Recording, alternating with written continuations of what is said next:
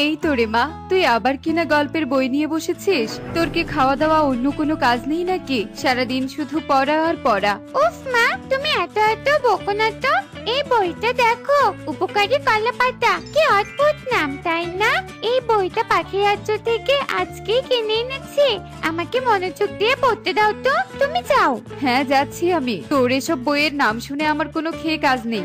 মা পরিকন্যার কক্ষ থেকে চলে যায় আর পরিকন্যা সেই অদ্ভুত নামের বইয়ের মাঝে হারিয়ে যায়। পরিকন্যা মনোযোগ দিয়ে গল্প পড়তে থাকে। এ অনেক বছর আগের কথা, যখন পাখিরা খুব একটা আধুনিক ছিল না। তারা যন্ত্রপাতির ওপর নির্ভর না হয়ে প্রকৃতির ওপর নির্ভর হয়ে তাদের জীবিকা নির্বাহ করত।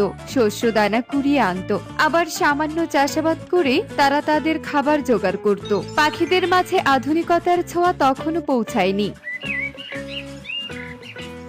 কমলা, এই কমলা, তুই কি ফলমূল সংগ্রহ করতে যাবি না নাকি? ঘরে যে আমার কোনো দানা নেই, আজ আমাকে ফলমূল সংগ্রহ করতেই হবে। না না মিনু, আমাদের ঘরেও কোনো দানা পানি নেই। আমিও যাব খাবার সংগ্রহ করতে, তুই একটু অপেক্ষা কর। মিনুর ডাক শুনে কমলা খাবার সংগ্রহ করতে বেরিয়ে আসে আর দুজন মিলে খাবার খুঁজতে চলে যায়। না না না না, কোথাও তো খাবার খুঁজে পেলাম না। এত অভাবের মাঝে আর ভালো লাগে না। সারা বনে কিনা কোনো গাছে ফল নেই। তুই ঠিকই বলেছিস কমলা, তবে আমার মনে হয় এখানে আমরা আসার আগে অন্য কেউ এসেছিল ফল নিতে। সব হয়েছে তোর জন্য। তোকে ডাকতে এসেই তো আমার দেরি হয়ে গেল। একদম আমার দোষ দিবি না কিন্তু, এই বলে দিলাম। তোকে কে ডাকতে বলেছিল শুনি?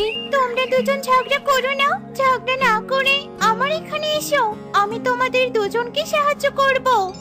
মরণ, তুমি একটা সামান্য গাছ হয়ে সাহায্য করবে কি করে শুনি? তার উপর আবার তোমার চরিতে কোনো কলাও ধরেনি। বাহিরটা দেখে কারো গুণ বিচার করো না পাখি। আমার পাতার এক অংশ কেটে নাও। এই কলা পাতা মাটিতে রেখে যা খাবার চাইবে তাই পাবে। নাও নাও। বাবু, তোমার কথা বিশ্বাস হলো না। আচ্ছা ঠিক আছে, এত করে যেহেতু বলছো তাহলে আমি দেখছি।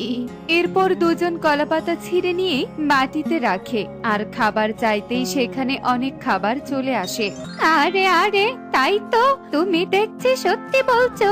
ঠিক আছে ঠিক আছে, এবার তবে আমরা আসি। আচ্ছা যাও, তবে এই পাতা শুকিয়ে গেলে আবার এসো। আর মাঝে মাঝে এসে আমার একটুখানি যত্ন নিও, কেমন? কলা গাছের কথা শেষ হওয়াতেই তারা দুজন উপকারী কলাপাতা নিয়ে খুশিতে চলে যায়। এভাবেই সেই দিন কেটে যায়। এদিকে পুরো বনে উপকারী কলাপাতার কথা সবাই জেনে যায় আর পাখিরা বেশ খুশি হয়। ইগলি, তাড়াতাড়ি এসো, ওই কলা গাছের কাছে যেতে হবে। শুনেছি ওই কলা গাছের কাছে গেলেই খাবার পাওয়া যায়। চলো চলো। হ্যাঁ ইগল, আমার তো শুনেই ভীষণ আনন্দ লাগছে। এখন থেকে আমাদের আর কষ্ট করে কাজ করতে হবে না, খাবার খুঁজতেও হবে না। ইগল আর ইগলি কলা গাছের কাছে যায় কলাপাতা আনার জন্য। এভাবেই দিন কাটতে থাকে। পাখিরা প্রায় প্রতিদিন যেত কলাপাতা আনার জন্য। পুরো বনের পাখিরা পরিশ্রম করা ছেড়ে দিয়ে কলাপাতা আনতে থাকে। এই যে পাখি, আমার থেকে তো কলা পাতা নিয়ে যাচ্ছ, কিন্তু আমাকে তো সাহায্য করলে না। আমার এই গাছের গোড়ায় একটু আগাছা পরিষ্কার করে দাও। হ্যাঁ হ্যাঁ, কলা গাছ আগাছা না হয় পরিষ্কার করে দিব, কিন্তু এখন তো আমার অনেক কাজের তাড়া আছে। আমি পারবো না বাবু, অন্যদিন। এই পাখি, তুমি একটু পরিষ্কার করে দিবে? না না বাপু, আমি পারবো না। আমার ডানা দুটো বড্ড ব্যথা করছে। কমলা বৃদ্ধা একইভাবে কলা গাছকে সাহায্য না করে সেখান থেকে চলে যায়। এভাবেই দিন কাটতে থাকে। পাখিরা কলাপাতা নিতে নিতে কলাপাতা শেষ হয়ে যায়। এ কি কলা গাছ, তোমার তো কোনো পাতা নেই দেখছি। এবার কি হবে? কি করে আমাদের সাহায্য করবে? বলছিলাম কি পাখিরা, আমার তো আর সাহায্য করার ক্ষমতা নেই, কারণ আর পাতা গজাবে না। এখন একেবারে 100 বছর পর আমি পাখিদের সাহায্য করতে পারবো। তার মানে তোমার থেকে আমরা আর সাহায্য পাবো না? তাহলে তোমাকে আর রেখে কি করব শুনি? এই চলো, এই কলা গাছকে উঠিয়ে ফেলি। হ্যাঁ হ্যাঁ মিনু মাসি, ঠিক ঠিক। না না, তোমরা আমাকে উপড়ে ফেলো না।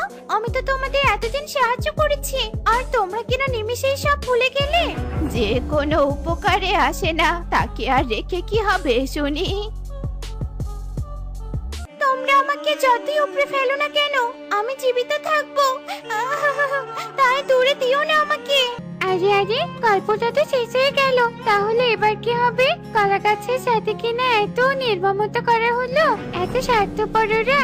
কিন্তু কলা গাছ যে বললো ও বেঁচে থাকবে, তাহলে কলা গাছ এখন কোথায় আছে? না না, আমি যাবো ওই বনে। কি করেছিল সেদিন ওরা? এ কি মা, তুই কোথায় যাওয়ার কথা বলছিস শুনি? আমি পাখি কাছে যাচ্ছি মা, তোমাকে এসে সবটা খুলে বলবো। এরপর পরিকন্যা পাখির কাছে আসে সেই বইয়ের ঠিকানায়, আর সেই পাখিদের খুঁজতে থাকে। এই যে পাখি, এই বনে মিনু পাখির বাড়ি কোথায় জানো? কোথায় গেলে তাকে খুঁজে পাবো? তাকে খুঁজে তোমার কি লাভ শুনি? সে তো আমার মা, আর সে তো অনেক বছর আগে মারা গেছে। মারা গেছে?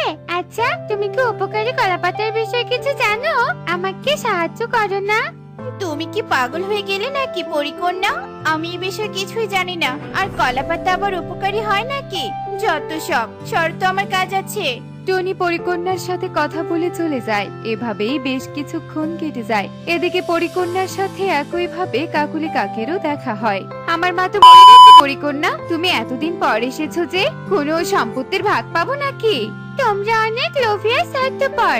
এরপর পরিকন্যা অন্যান্য পাখিদের কাছে যায়, কিন্তু কারো কাছে তেমন কিছুই জানতে পারে না।